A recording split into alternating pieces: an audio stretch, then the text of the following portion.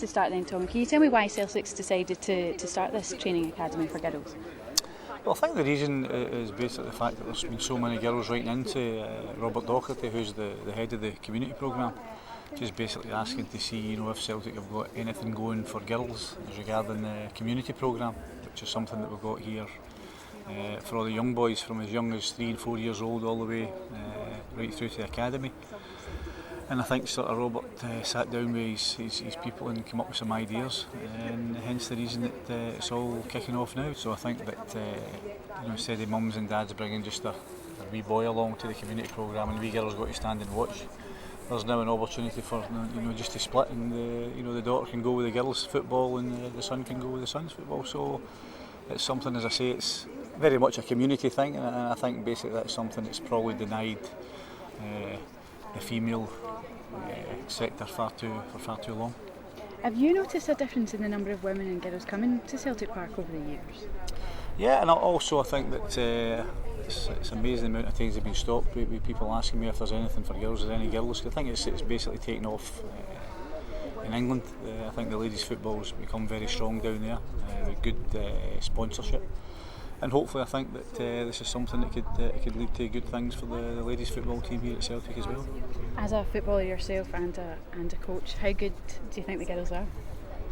Well, I think in some instances I think they can be exceptionally good, and I think that I don't think you need to look any further than Julie Fleeting, who's had a remarkable career, and probably the best Scottish player and probably the most famous Scottish ladies player of all time, and she's still continuing to do that.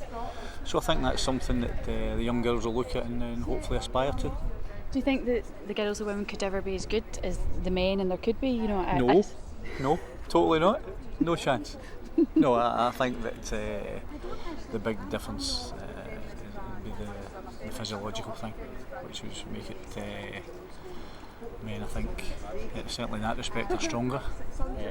No disrespect, but I think that from that point of view, I think the men's football is always much faster and a lot more physical attributes needed for that. Do you think it makes it? Because I suppose that you hear this same kind of argument saying tennis, that the men's game is much better to watch because it's much more physical and aggressive, and the women's isn't as good. Do you think the same could maybe be said about women's football? Well, possibly, but it's not to say that they shouldn't do it. I mean, I think that women will get to a certain level and they can be creative and technically very good, and they can still produce good performances for people to watch, and basically that's what it's about entertainment. So, and I think that will attract a lot more ladies to football, and initiate a lot more interest as well. That's great. If I can ask about Scotland getting on last night, obviously Sean Maloney scoring last night, and Stephen McManus seemed to have a great game as well. You must be happy to see them doing so well in the international scene. Yeah, I mean, I think it's nice to see Sean starting the game, and one of his trademark free kicks, which was nice to see, and no doubt he'll get a lot of confidence from that. And also I think that Stephen McManus just seems to grow, from strength to strength. I think that's 2 years non-stop he's played for Celtic now, 2 championship medals, a couple of cups, and he's now setting off in hopefully a long and distinguished international career.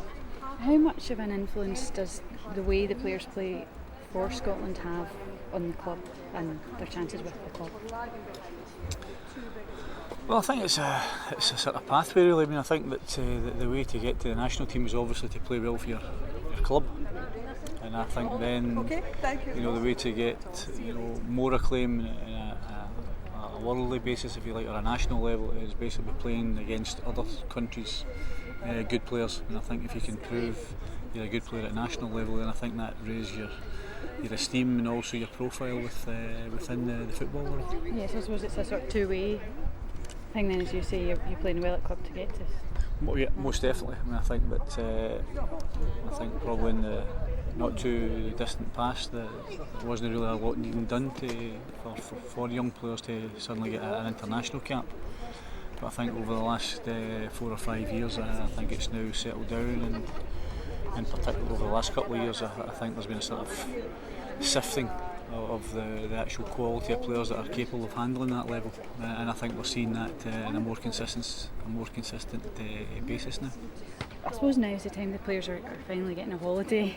What do you think about the length of the season and the way it runs, that it does seem like quite a long season now? They don't seem to get much of a break in the summer or the winter with so much pre-season activity as well. Well, I think such is the way of it now. I mean, I think it's a year-long thing. It's a way of life for footballers now. I think in the bad old days they would maybe finish a season in May and not come back till sometime in August. So in some instances they would have 8 and 10 weeks off. But I think all that's changed now. I mean, I think that they're paid great sums of money now, and I think it's certainly in their own best interest to keep themselves as fit as possible. Hence the reason they don't really get out of shape. You know, they look after themselves well and they're very professional, and they've got a lot of diet and nutrition that they follow within the football club, and basically take that into their everyday life. So it's very much a 24/7 thing for footballers now, and the fact that they maybe get 3 or 4 weeks off, I don't think they worry too much about that. It's a very privileged life they've got, you know. Absolutely. If I can ask you, I suppose a few of the Celtic players are away out on international duty for different countries. Shunsuke Nakamura is away at the moment as well. His worth, obviously, the way he's played so well at Celtic, his worth to the club and on the market has risen dramatically. What would your message be to clubs that are interested, that would want to have him during this transfer window? Well, I think it's a difficult one, because I think that Naka has come from a totally different culture. I think he's very happy here. His family is very settled here. I think that's been shown in the performances on the pitch. But I mean, I've no doubt that within the next 2-3 years that may be an opportunity for him to go and try something else. I don't think he's like what you would consider a guy that's come through the ranks here that's only ever wanted to play for Celtic and stay here all their life. I mean, these guys are very cosmopolitan, and they want to go and see different cultures. But I think at this moment in time he's certainly very happy here. I mean, even I don't know if you know that Martin O'Neill even said today he wouldn't usually talk, and managers, coaches don't like talking about speculation on specific players, but he even came out today to his website to say we're not interested in Nakamura, because he'd been asked about it so many times, and he wanted to say, to kind of cut it.